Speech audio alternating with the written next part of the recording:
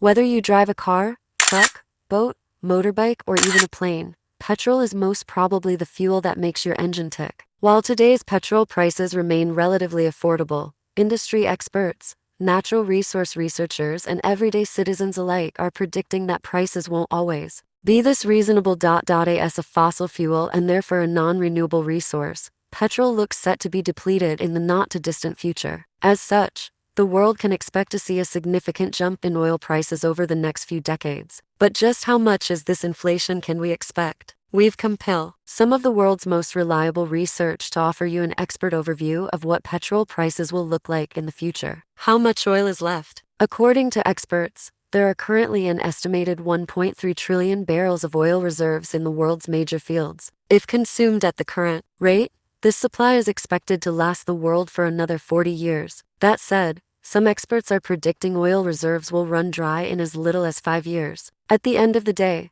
the estimate largely depends on whether any new oil sources are discovered over the next few years. How much can we expect to pay? Whatever way you look at it, petrol prices have been steadily rising since the modern world began to realize the value of the versatile resource. Today, a barrel of oil costs around $135. In 2007, the value was $64, while in 1998 it would have cost just $10. While petrol price did hit a 4-year low earlier this month, the respite is not expected to last. Experts predict that producers will not tolerate the low prices forever and are encouraging motorists to enjoy the cheaper prices while they still can. A spokesman from the AA Motoring Organization explains, "It may be a false dawn to say low prices will be around for a while, but we should enjoy it while it is there. Arguably, the forecourts should do more. Where there is an opportunity to increase margin, they will. Double quotes. So how much will it cost to fill up a British tank in 2020? Malcolm Bracken,